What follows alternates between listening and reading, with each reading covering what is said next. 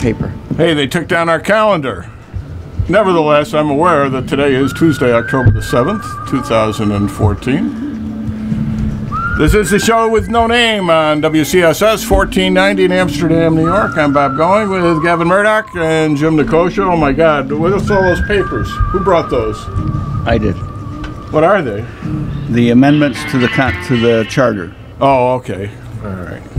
Yeah. What was that hand waving one? Oh no, I mean, you don't care about it? No, it's nothing we haven't had before. I mean, it's nothing I haven't seen before. No, I know you haven't seen it, but a lot of the people out there in the listening audience haven't seen all it. those people out here in the audience. There's thousands of people. Well, just in our studio audience, I imagine there are other people listening at home and on the internet and around the world, and probably will be watching the podcast later when I put it up. Oh, absolutely, absolutely. Today, That's what makes it hard to get on the internet sometimes. The following day, they get traffic all tied up for it. It's true. It's true. I agree with you. You always share it and send it to your relatives, so don't. I do. Yeah, I do because I've got some in California listening, watching. That's right. In Wisconsin. My Louisa is listening this morning out in Massachusetts. There. She is. We got to see her over the weekend. We're going to see her this coming weekend too, because she's going to be running a half marathon in Boston. So the beginning half or the back half? The middle half. She has not really made that clear. I've kind of seen it kind of runs right through the Franklin Zoo, actually. Really? Yeah. So it doesn't run the same route as the April marathon, but it does run through Boston. So. Jimmy, you going by any pumpkin patches? Those are great pictures you put up on your pumpkins. Oh, we had such a good time. It's not a dramatically terrific pumpkin patch, but what a location. It's surrounded by these Berkshire Mountains, and Jiminy Peak is right across the street, basically. I think what's it called, Ioka Valley Farm or something like that. But for kids, it's great. And of course, I'm a kid. So. That's right. So we met there, which was about an hour and 15 minutes for us, a couple hours for her, and it worked out just fine. Just fine. And couldn't ask for a nicer day. If it had been the previous day, it was pouring rain the whole time. Yeah, Saturday was we not. had nothing but there wasn't. You can see from the pictures, not a single cloud in the sky. You can see for miles in those pictures. Miles and miles. Miles and miles. Then we stopped. We stopped for lunch.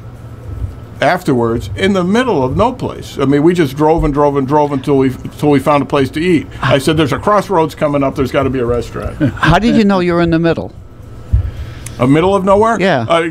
Because it was a crossroad, and there was nowhere in every direction. No sign. That's a determination of the middle. Yeah. You go this way, you go to Williamstown. You go that way, you go to North Adams, and here's this golf course with a pub. I said, well. We'll have pub food. Well, that's someplace, and that's not nowhere. That's someplace. That's what I'm saying. That was it, though. That was all there was. There was no more. There was no more. So we sit down, and all these guys come in with their band instruments, and they set up right next to us. So the 30-piece band does a concert right next to our table. Was it a rehearsal? What? Was it a rehearsal? No, it was a real thing. What kind of music did they play, Bob? Popular band music. It was the Hoosick Falls Community Band, and they were quite good. They've been in business since the 1870s. The band? Yeah, according to the brochure they handed out. And they must be pretty old guys then if they've been doing this since 1870s. Well, you could tell. The first director held the position for like 65 years. He retired. I don't know, either retired or died in the 1930s, and then they passed it on down the line. The current guy's been there, I don't know, 40 or 50 years. Wow. Yeah.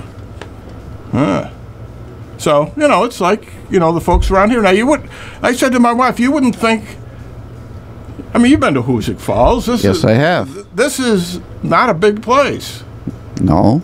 And I said, I can't believe that there are this many people in Hoosick Falls can play an instrument. I mean, I'd be hard-pressed, even in a city this size, even with the band tradition we have to put together a band this size. And it wasn't even the whole band. It was only about 30 out of 50 or 60 that they have in the band. No, they weren't marching, no. No, but they do march. They do march? Yeah, They were do. They were do too march. old to march. No, it was kind of a mix. 1860. I mean, they're pretty old most of guys. them were. Yeah, most of them were on the older side, but they range from 15 to 84 or something like that, according to the brochure. Of course, the brochure also gave the program, and they deviated from the Was that program on on a couple of occasions. Was that on the back of the menu or part of the menu? Well, the pub? no, the little kids came around handing them out. Yeah. I mean, Who knew? who knew exactly? I mean, we were like the audience. There were 4 of us.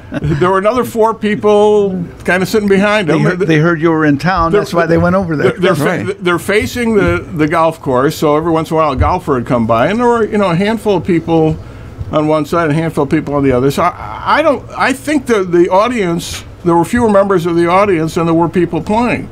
And I got to think some of them were groupies, right? The spouses of the band members and such.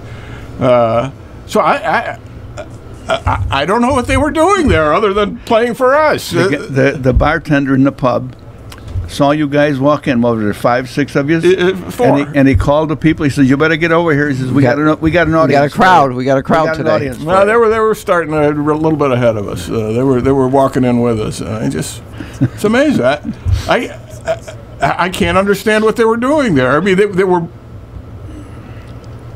were facing the golf course. It wasn't like there was a stadium set up. Maybe it's just a rehearsal. It wasn't a rehearsal. It was a full concert? Yeah, full concert. It was great. It's great. I have to admit, when they started playing the Andrew Lloyd Webber stuff, I took a facility break. But I mean, it's the stuff you'd expect. You got a George M. Cohan medley. John Philip Sousa. 2 John Philip Sousa numbers, including the big one at the end. Yeah. Yeah? Oh, you stayed for the whole thing? We did. It was an hour and a half. Yeah. Oh, wow. Yeah, and it didn't start till a half hour after we put our order in. So, yeah, we were there for a couple hours. And it was beautiful. It's the mountains around us and beautiful green golf course and all the guys chewing on cigars, watching the football games in the pub. Anyway, it was great. And of course that interrupted. I started by saying today is October 7th, and of course today is the anniversary of the Battle of Lepanto in 1571, one of the most significant naval battles in world history. They said at the time that it was the biggest naval battle since, or the most significant naval battle since the Battle of Actium in 31 BC, when of course Caesar Augustus took on Mark Antony and Cleopatra and wiped them out. Well, in the Battle of Lepanto, the Turks, the Turkish Caliphate, which had been threatening the West, decided they had built up a pretty large fleet and had double-dealed some Venetian colonists on the island of Cyprus. Told them if they surrendered, they'd let them go home, and as soon as they surrendered, they beheaded them. Well, it's a relative term what home could be. Yeah, well, they were going to let them go back to Venice. But, so, needless to say, the Christian fleet, with the blessing of Pope Pius V and the prayers of the Holy Rosary throughout Christendom, set sail and under Don John of Austria, who commanded the huge fleet. It was like a couple of thousand ships or something, and it's the last galley battle in history, I guess. All rowers. And I guess by this time they knew how to do it, but the Westerners had cannons and the Turks had bows and arrows, and that ultimately proved the difference. And so the Turkish fleet was absolutely decimated. Totally, what little they had left, they just abandoned. And of the prisoners that the Don John of Austria took, most of them were Christian slaves. So they were just liberated. They were all right. You 3,000 guys, you're prisoners, but the other 15,000. Okay, so things haven't changed a whole lot over there, have they?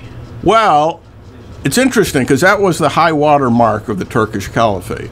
From that point on, over the next 350 years, it just degenerated until it finally disappeared after World War I. You know, because they picked the wrong side in a number of situations. They picked the losing side in a number of situations. But the French were kind of aligned with the Caliphate at that time, too. French have been on the wrong side a couple of times, they've been on the wrong side a couple of times, too. Yeah. But anyway. So as a result of the battle, Pope Pius V declared October 7th the Feast of the Holy Rosary. Just one more little sidelight. One of the sailors on the winning side was a young Spanish sailor named Miguel Cervantes, who, of course, went on to be one of the greatest writers in Western literature, the Don author Quixote. of Don Quixote de la Mancha. Yep. And he died the same day as who? Who? William Shakespeare. Him and Bill did? The same time? Yeah. I didn't know that. Yeah. He wasn't a cousin of yours, was he? Oh, probably, because the name going was once Gonzalez, so... There you go. That's what So- I knew somewhere's in there that... which makes him a relative of yours and yours, as you know. So yes, I'm sure Miguel Cervantes was well, I'm sure, too. a close relative. And Shakespeare. Unless it was Gonzalez, better known as Pedro. That's true. Gonzalez. What's your last name? Gonzalez. What's your first name? Gonzalez. What? I think you got a caller, Bob. I'm not ready for a caller yet because... Yeah, if you wait too long, they hang up. Are we getting a high sign? Is that a caller for us? No, because I think our high sign is our over caller. there. Is that ours? It's got to be. It's been flashing. Yes, Oh, I'm it getting is. a sign now Okay, from the we're back getting room. a sign. There you All go. right. Yeah. This is WCSS. You're on the air. Hello? Hello? Hello? You were on the air. Let's see. What else do we need to turn on? You got the other button? No. I don't see anybody. I don't hear anybody.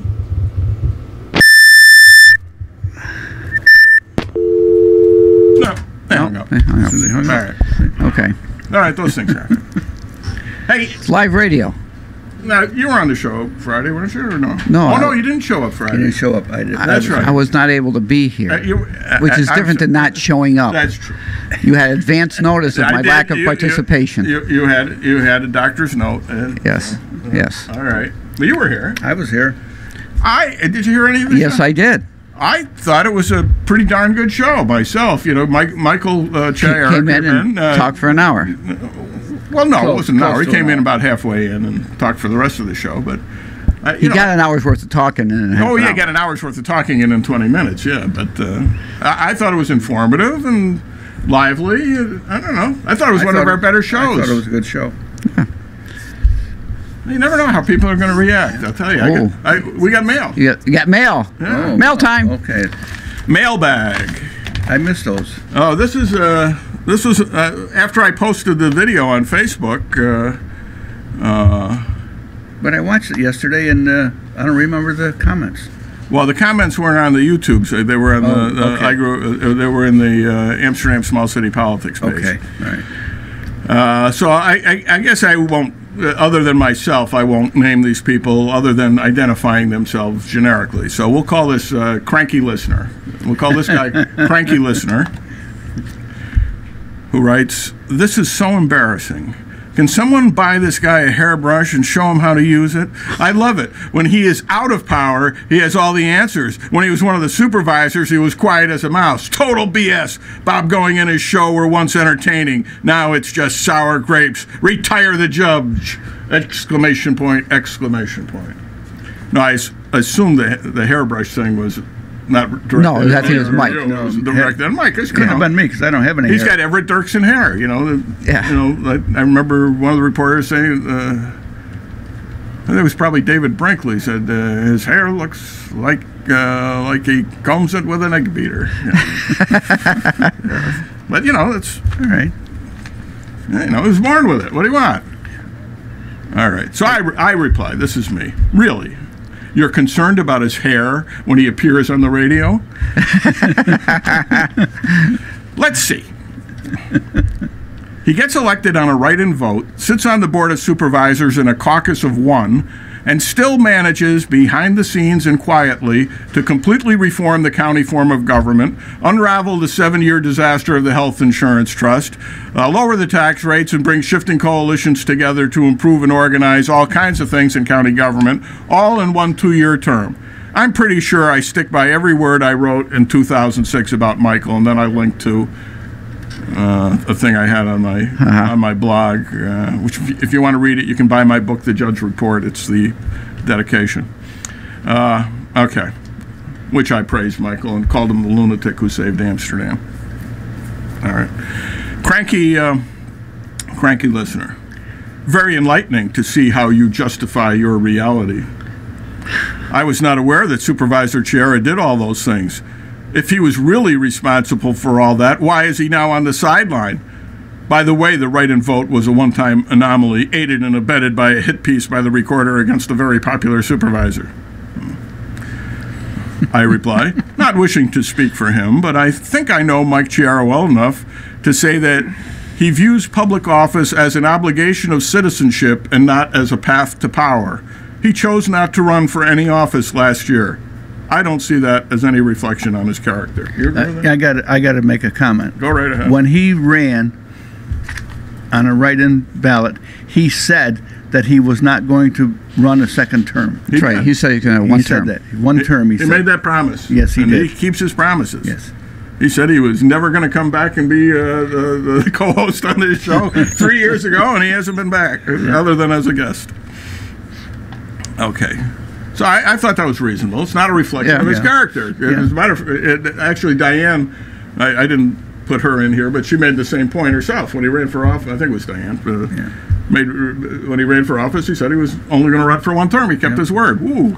Well, what a novel concept. Yeah. All right. So Cranky Listener writes, yep. Matter of fact, just to make a point, George Amador said that the first time he ran. Oh, come on. He only ran for a half-year term the first time he ran. Anyway, so Cranky Listener replies. I'm cutting out a lot of stuff other people said in between because I'm trying to make this have some continuity. Cranky Listener says, yep, on second thought, his hair still concerns me. But you being a megalomaniac is worse. Yeah. Wow. At which point, contributing editor Philip Tambasco pops in, whoa, Cranky Listener, relax. And I reply, mea maxima culpa, my greatest fault that I'm a megalomaniac. And I reply, there is certainly no requirement that you listen to our show. We don't get paid for it. Personally, I just view it as exercising the first spiritual work of mercy. Hey, you can tell who went to parochial school. To instruct the ignorant. That's right. That's right. Cranky Listener. You want to know why Anthane is winning? You do not get a second chance to make a first impression. Look into the mirror, Robert and Michael. With your appearances and negative attitudes, who would ever give you a second look? Answer is obvious. No one did. What the looks have to do with it? Yeah. I don't know, but I recently, this kind of offended me. I let Michael speak for himself, but this offended me because that's getting a little personal. A little. Yeah, a little bit. Maybe not as personal as megalomaniac, but that was an observation. I guess he's entitled to. But to criticize me for the way I look. But I recently posted a portrait of myself on Facebook. And I got some good comments. I got some good comments, including one from a very attractive young lady who was my classmate in high school, who said, "Bob, you are so cute." If you only said it back then. All right, and if it's if it's okay with her, it ought to be okay with Cranky Listener. So yeah. I mean, really, here, move in here a little bit, guys. Oh, now we got this for the video. All right. This is not a bad-looking bunch. I mean, Jim's got those handsome antique man look. You know, There you go. you know, the white hair and the And mustache. I'm not offended by that. Okay, caller, if you're listening, hang on a second. We're almost done with this. At which point, let's call this seasoned journalist pipes in. Cranky listener, you'd find me hard-pressed to say anything negative about Mike Chiara. I don't always agree with him, and yes, his personality can be a bit abrasive. Do you think? But I really do think he cares about the community and wants to see it thrive. I know as assessor, he particularly looked out for the senior population, often calling people personally to remind them to file their star exemptions to help ease their tax burdens. Absolutely true. Yes. On a personal note, when I was in the hospital a few years ago with a serious illness, I woke from my coma to find a pile of cards from people wishing me well. Tucked in that pile was a card from a Catholic shrine I never heard of, and it stated the priest there had said a mass of healing for me. On the back, it said the mass was requested by Mike Chiara. He's a good man. There you go. I got more of this, but we'll take the call first. This is WCSS. You're on the air. Morning, Robert. How you doing this morning up there? Hey, everything's great. You know, it's beautiful. It's about 85 degrees. You know, everybody's Yeah, really. everybody's out sunning themselves today. Yeah, it's terrific. Well, I'm just waiting for the rain to stop. I want to tell you I got something in the mail from the voters. It says voter alert.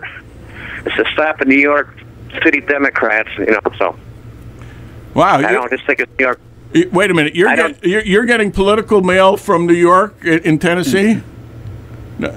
Well, it's not from Fonda. It's from someplace else. Oh, okay. All right. Forwarded to him. Oh, forwarded to you. Okay. But I'm just saying, but, you know, that's a good thing, which I'm not. I got that in the mail, but which I'm, you know, Yeah. I agree with that very All much right. so. Oh, by the way, what's the gas prices up there at the pumps? Well, it's been dropping a little bit. It's about 350, 351, I think. Yeah, it's actually I paid in the 340s over the weekend, Oh, really? and I my actually in extreme eastern New York, I was really mad because I just paid like the three. Actually, I paid 351, and but I saw it at 340 in the 340s around here. 334. Wow. 334 out around West Sand Lake. Yeah. Wow. Yeah. You know what? You know what the gas prices is right down here in Tennessee? They're like $2.80 a gallon right now. Oh my God! All right. Well, next time Yep. I'll fill up in Tennessee. Well, there's no Democrats here. That's why, Bob. Yeah. Well, we have the highest gas taxes in the country here, other than California. Yeah. Look at all these liberals you got up there. That's why, you know. So Yeah. Yeah. I'm saying that all of it, 80%. You know. Yeah. Well, you're right because you know the smart people moved away. Those were the conservative Republicans. Yeah. You know? Yeah. All right. Okay, Bob and Jim. We'll see. All right. Bye. Thank So you. long, Bye Bob. bye. All right. Cranky listener responds to seasoned journalist. Thank you, seasoned journalist, for your information. I have never had these types of interpersonal communications with him, meaning Chiara. It doesn't surprise me to hear about his sensitive side. I know his brother quite well, John, who's a very stand-up guy. Well, interrupt for a second here. He knows Michael's brother John very well, but doesn't know that Michael's an only child. Yeah, I was going to say. Knows him quite well. Yeah. I know his brother quite well. I missed something. Yeah. My viewpoints, opinions of he and Bob Going all emanate from what I have seen of them on the SWNN, show with no name. I do not think that they project a positive image of for Amsterdam. Honestly, if you never had been to Amsterdam and you watched those podcasts, would you want to move here, invest your money here, move your business here? Reasonable listener. Okay. A new party comes in. Cranky listener, I listen to WCSS every weekday morning when I was home on their live stream. I've listened to TSWNN, a show with no name, numerous times. I do not agree with all of his opinions, meaning me, and will say He stresses his opinions more than Sam Z, Rick M, or Mike M. I would not even start to call him an embarrassment or say he would deter people and businesses from coming to Amsterdam. Reading about the antics of a few politicians in the local papers on Facebook and from people I talk to in the area is more negative publicity that can hurt Amsterdam more than anyone on WCSS could even start to. Read many of the hateful comments and arguments on the Amsterdam Facebook pages, then tell me if it sounds like a place anyone would want to move to. Well, he's got a point there. If you read it. Enlightened and thoughtful listener is another person. I believe a lot of our elected officials could learn a great deal from Mr. Chayera, including integrity and honesty. By the way, I'm just reporting here what I'm about to say. I'm just reporting what other people are saying, not making my own editorial comments. Seasoned journalist. The difference between the show with no name and Sam Squawkbox show, sorry Sam, is immense. For starters, the show with no name hosts make a serious attempt to use facts to back up their argument instead of relying on urban legends and myths. Ooh. Second, he used to talk about our show the same way he's talking about. However, he's seen the light. He's seen the light. Second, two callers could reach the squawk box, one saying the sky is blue and the other saying it's red, and the host will agree with both of them. The show with no name hosts at least take a stand on something. All right, and now enlightened listener now makes a point. Now we know there will be a bridge, and nothing will change it. Actually, a lot of the discussion I've left out was about that. Mm-hmm.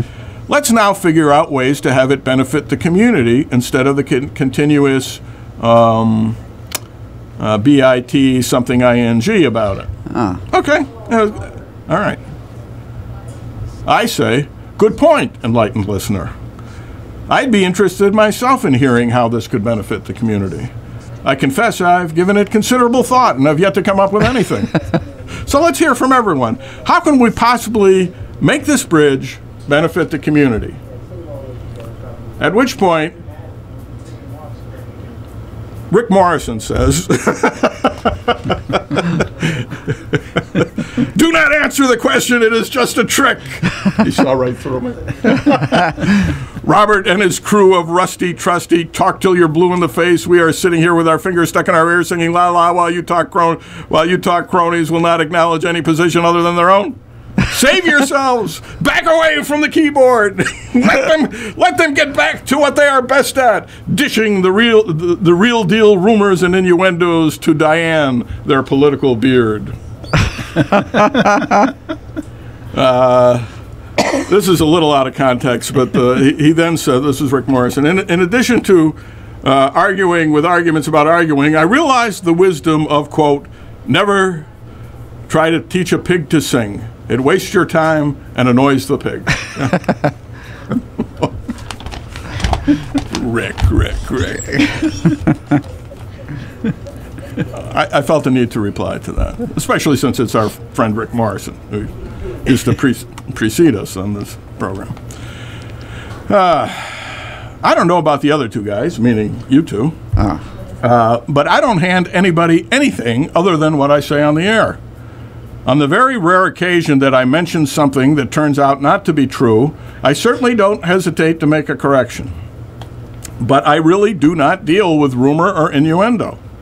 I just say things that some people don't want to hear. I continue to have wonderful ungagged sources within city government and political organizations, and I will never state something unless I absolutely have good reason for believing it to be true. If you can cite some evidence to the contrary, Rick Morrison, please do so, and I'll be happy to address it specifically. Otherwise, it's just, well, rumor and innuendo, isn't it? Rick Morrison, says you. A couple posts later, he says,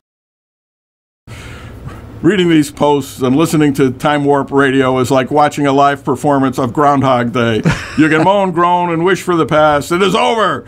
Time, as the vast majority of us understand, only moves forward. To hold grudges, dream of what could have been, is nothing more than a waste of time. And I reply, Santa Ana, Rick Morrison, Santa Ana.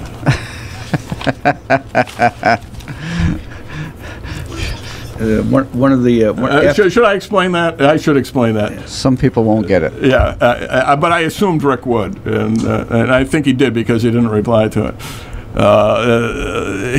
Santa Ana is often misquoted, so I will join the group who misquotes him. But basically, he is credited with having said, "Those who do not learn the lessons of history are doomed to repeat them." Anyway, after one of our shows, it was on. I think it was on Facebook. Somebody made a comment about our show being all innuendos, rumors, and untruths. Because I think we had somebody called in and said something to us, and I said, "Well, you don't know the facts." Right. That's right. And that's what the guy says. Yeah. What facts? Oh, yeah. That was recently. Yeah. I went on the Facebook or YouTube to see if I could bring that up and see what I said wrong or what facts we didn't state. And I couldn't find any. Yep. No. There you go. We just say things that some people don't want to hear. When we say somebody told me, it's usually somebody at City Hall that tells me something. Right. When I repeat it here, or somebody in authority but don't want their name repeated. So and we honor that as and we do not as repeat seasoned journalists. We don't repeat rumor, so you have to listen close the first time. if we do, we say this is a rumor we heard. Oh boy. Hee-haw. Anyway, this is WCSS 1490 on your dial in Amsterdam, New York, and this is the show with no name where, well, I guess we'll rehash last week's show, but that's... oh, my. So, not everyone... Well, not everyone's going to agree with us. That's... but I try to have enlightened political discussions. It's just that no one will talk with us. Yeah, exactly. That's because they know that we're 90% right. Well, they fear we're not.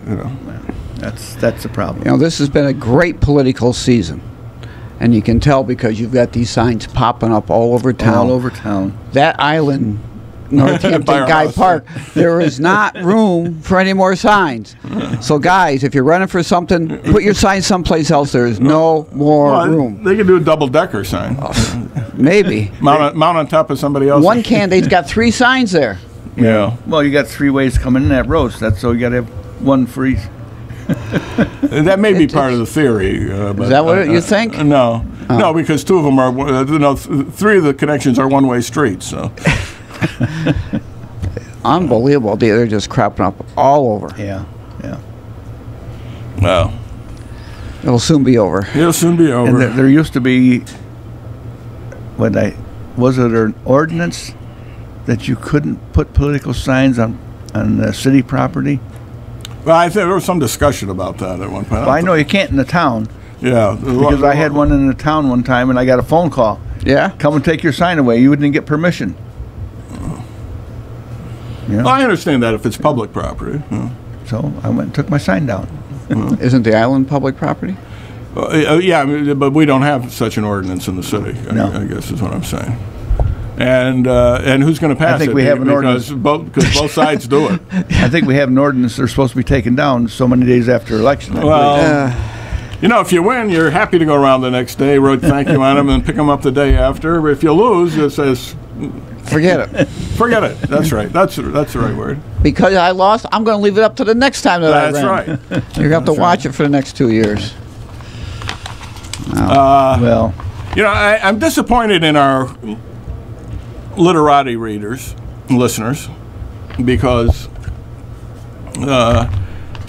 last week I presented a little challenge. I think it was, last Tuesday. Oh, we got a call? See. Oh. This is WCSS. You're on the air. Oh, what an honor. What's up? Hey, I was going to say, I'd rather vote for the Easter Bunny or Santa Claus or Jesus Christ.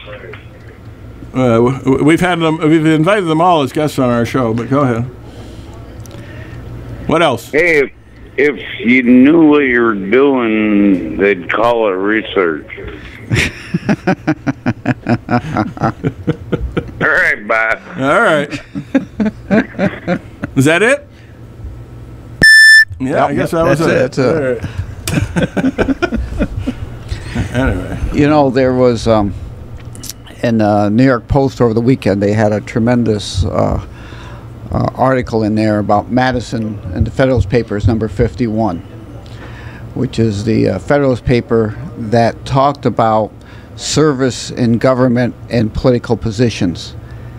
And it was spot on. And this was written how long ago, Bob? Well, it was written to promote the constitutional vote, so it was probably 1787. Okay, so several hundred years ago, and it so clearly showed what can happen if we allow things to happen. We have got professional politicians.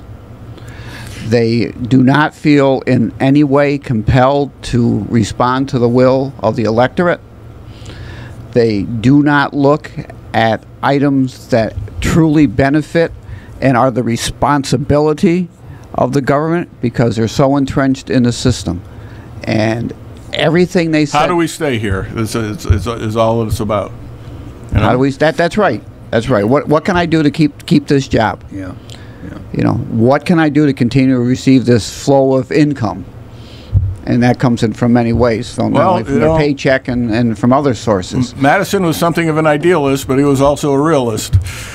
And that's why there should be and term he limits. saw, you know, exactly what could transpire in this country if certain things were not adhered to, and what he projected has certainly come about. It didn't take long. I think probably 2 elections worth. But that's why he built into the Constitution all these checks and balances, because you can't trust anybody. We're so far out of balance. If men were angels, we'd have no needs of constitutions and laws and such. Well, I don't think he expected man to be such a devil either. Yeah. But it was spot on to everything that's happened within our country today. You know, he probably wondered how any nation so conceived and so dedicated could long endure.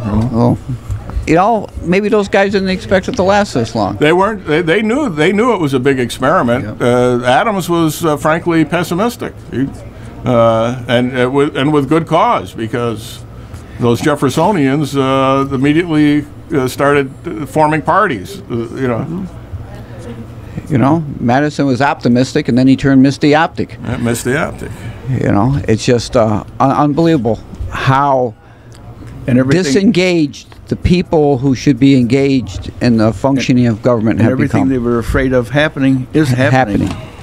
Absolutely. We got our congressman and our executive that they're just doing away with the Constitution. I don't want it. The thing that's really disheartening is that the legislative branch of government has turned over so much of their power to the executive branch, and saying, "That's okay, we don't have to be here. We're gonna be away. We'll let him handle it. We'll let him handle it." They'll argue and argue, but they won't do anything legally to stop it. That's what gets me, is the illegality of what is happening. And our congressional leaders are letting it happen. Yeah, our congressional representatives, we can't call them leaders because nobody is leading. They're not leading. That's right. Nobody is. Right. We got another call there, Bob.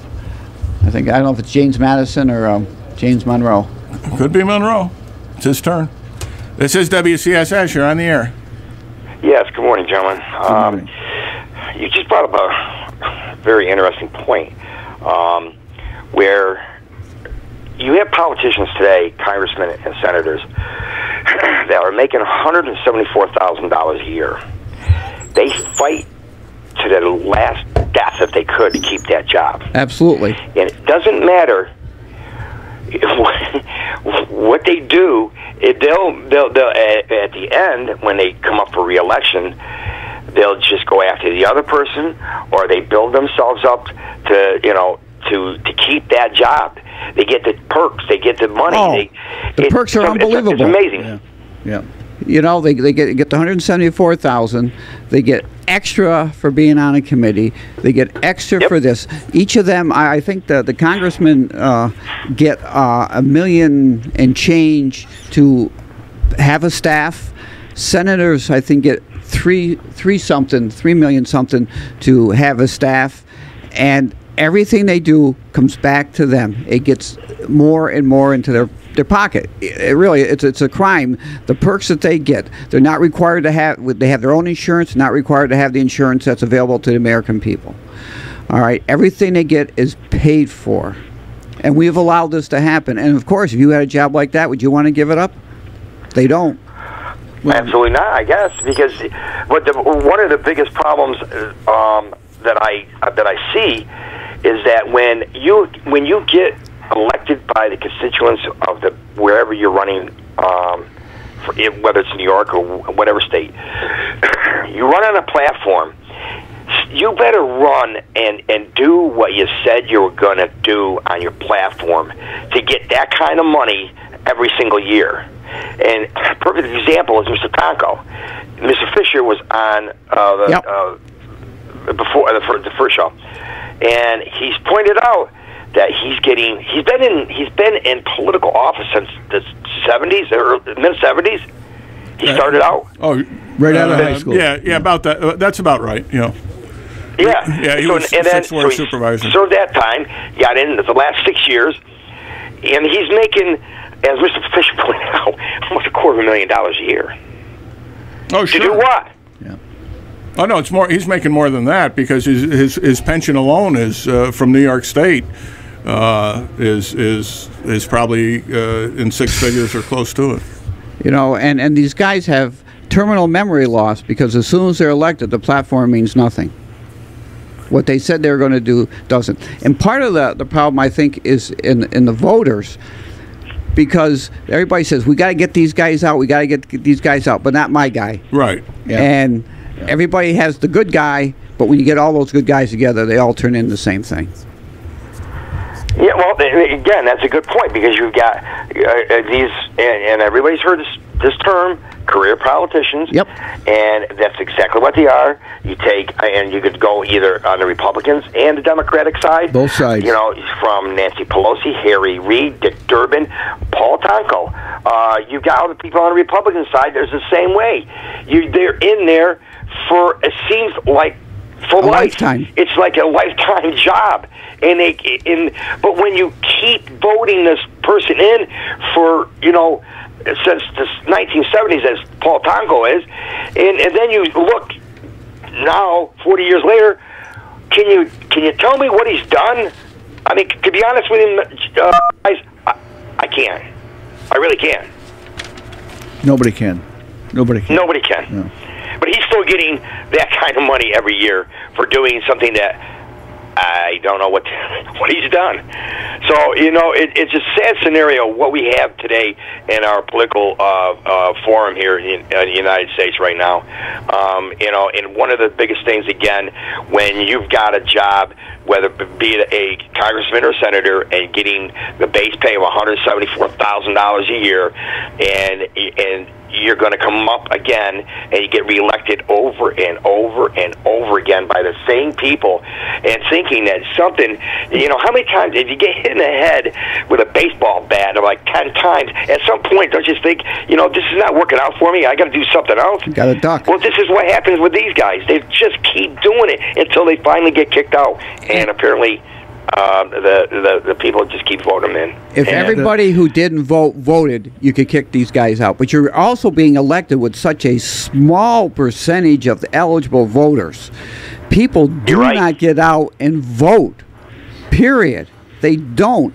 You know, whether it's a school board election or a city election or a state or national, you have such a small percentage of the people voting. You've got a small number of people whose decisions affect everybody. And everybody says, well, my vote doesn't matter.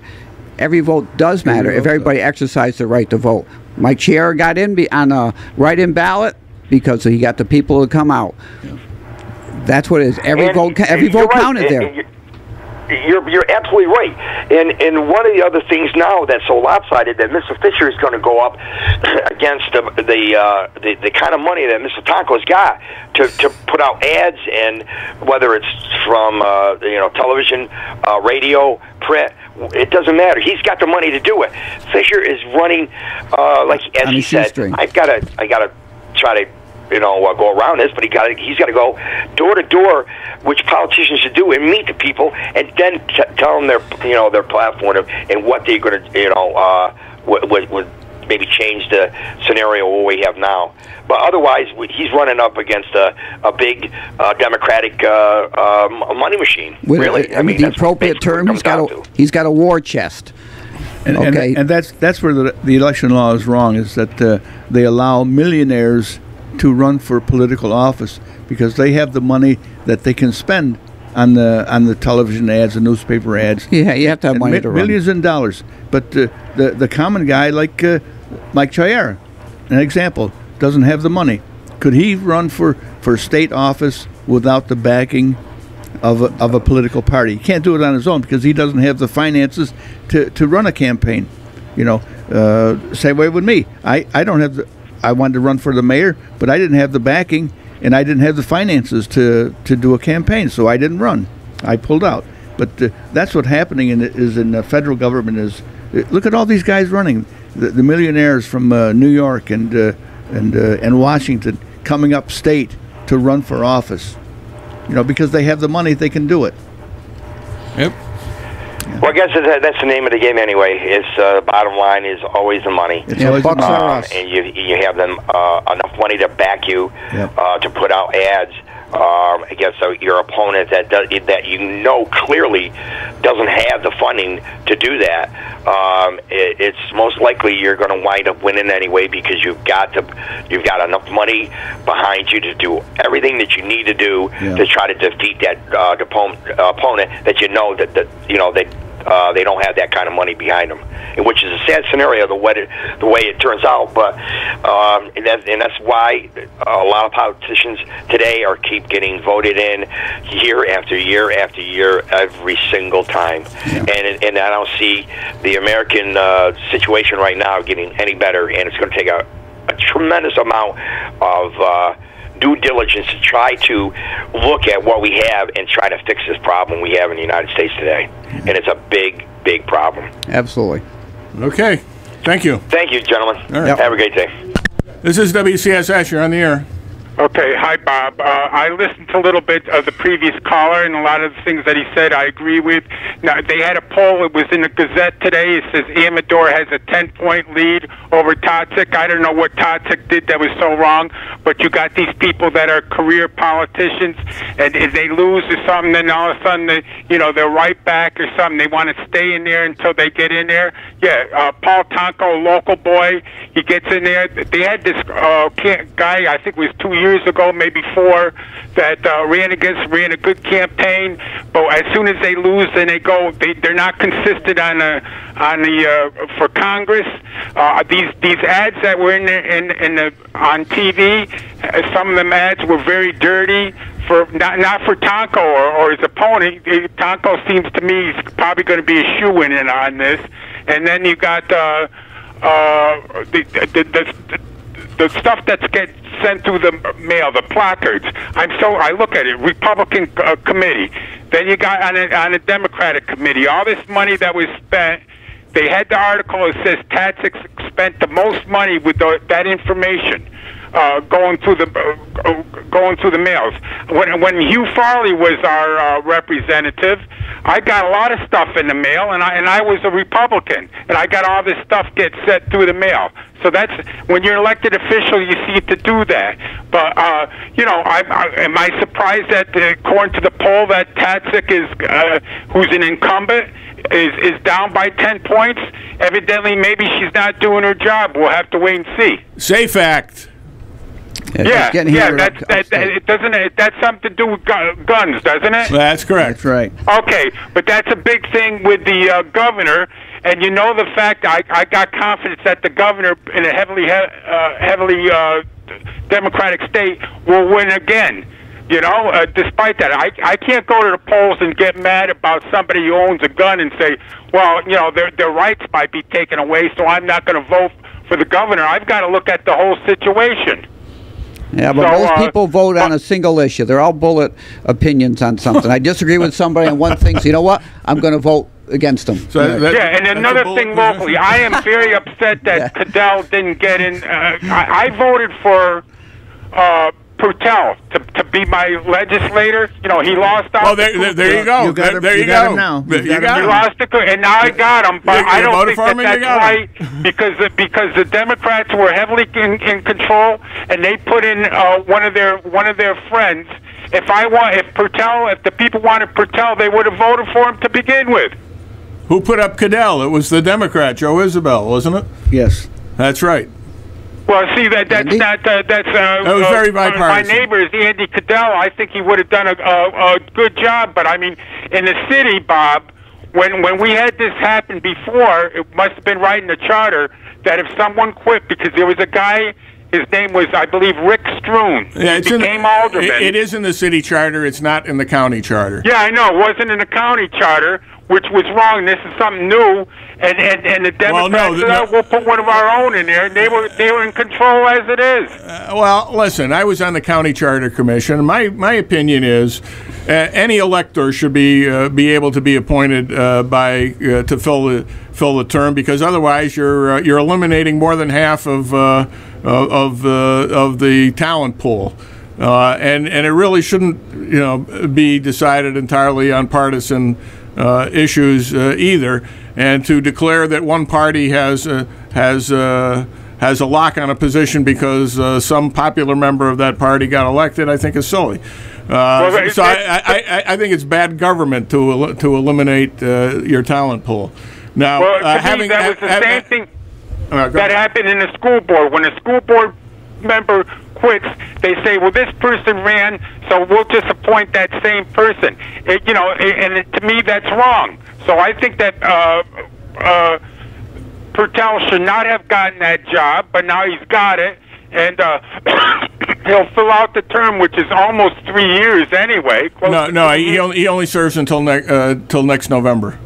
Yeah, well, and that's pretty good, because I think was a 3-year term, not a 2-year term on a county level. But he doesn't. He would have to face the electorate next year because he's been appointed. If he got elected this November, then he would have the term for 2 more years. Then why couldn't they have a special election then, Bob? And so instead of having that person just given the job, just like people running unopposed, get the job altogether. It costs a lot of money to hold a special election, an awful lot of money. Well, we got an election in November. Well, okay then. Yeah. All right. Thank you. Yeah, it's too late. The resignation came too late to put it on the ballot in November. If it had been a couple of weeks earlier, then it would have been decided this November. It has to be 60 days before the general election. That's why it was waited. Right. That's why he waited. Well, I don't know. I mean, got the job. It's the Republican who waited. I don't think he waited just so Purtell could get in. That was the guy who ran against him. Yeah. Anyway, congratulations to Bob Purtell. I meant to mention up at the top of the hour. I completely forgot, but I'm sure he'll do a fine job. I supported him in the last election. I forget what you guys did, but so good. And Andy Cadell is my friend and classmate too. So if they end up facing each other, they're all my friends. What can I say? There you go. You've got a lot of friends, Bob. I do, except for cranky listener. Yeah, I got I don't know who he is. I don't know. He or she. That's a he. Hopefully she, I would have named her. Well, anyway, if we got, how much time we got? We got 6 minutes. 6 minutes. All right. I started to say I'm disappointed with our listeners here because I came up with that quote. I misquoted it, of course. I said, "Shut up," she explained. It's actually, the correct quote is, "Shut up," he explained. And I said, I can't remember who wrote it, but it's very famous. Turned out it was Ring Lardner Sr. The guy, really? Yeah, the guy wrote Al by Like, a sports writer primarily, but a humorous sport. Great stuff. Ring Lardner. You know Ring Lardner. Anyway, he wrote this in the 1920, about 1920. Now, I went back and read the whole short story, and it's hilarious, and it involves Amsterdam, which is why I happen to bring excerpts with me.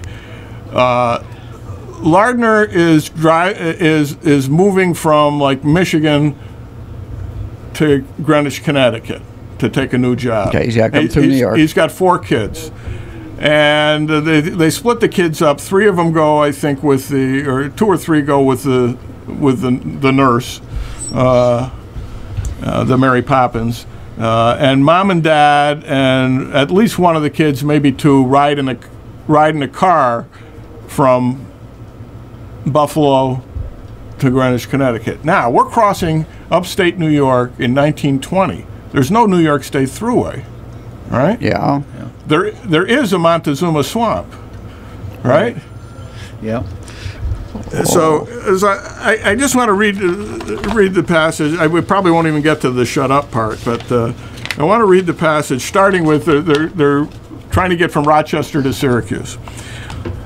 It's written from the point of view of the 4-year-old in the back seat. So the 4-year-old is overhearing mommy and daddy's discussions and interpreting them in his own way. So this is Ring Lardner Jr. supposedly writing this at the age of 4.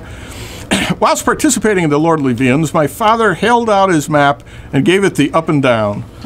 "Look at here," he said at length. "There seems to be a choice of 2 main roads between here and Syracuse, but one of them goes way up north to Oswego, whilst the other goes way south to Geneva, whereas Syracuse is straight east from here, you might say. So it looks to me like we would save both mileage and time if we was to drive straight east through Lyons the way the railway goes."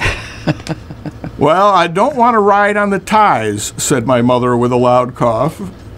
"Well, you don't have to, because there seems to be a little road that goes straight through," replied my father, removing a fly's cadaver from the costly farina. Yeah.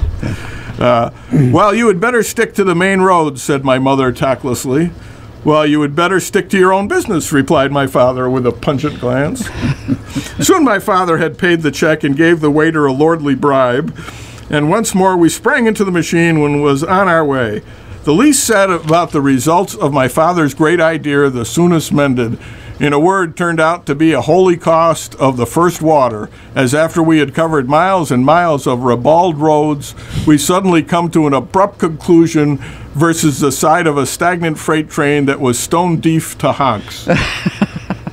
My father sat there for nearly half an hour reciting the 4 horses of the apocalypse in an undertone, but finally my mother mustered up her courage and said affectedly, "Why don't we turn around and go back somewheres?" I can't spell what my father replied. At length, my old man decided that Lyons wouldn't never come to Mahomet if we set it out on the same lines all winter, so we backed up and turned around and retraced 4 miles of shell holes and finally reached our objective by way of detour. Pulling up in front of a garage, my father beckoned to a dirty mechanic.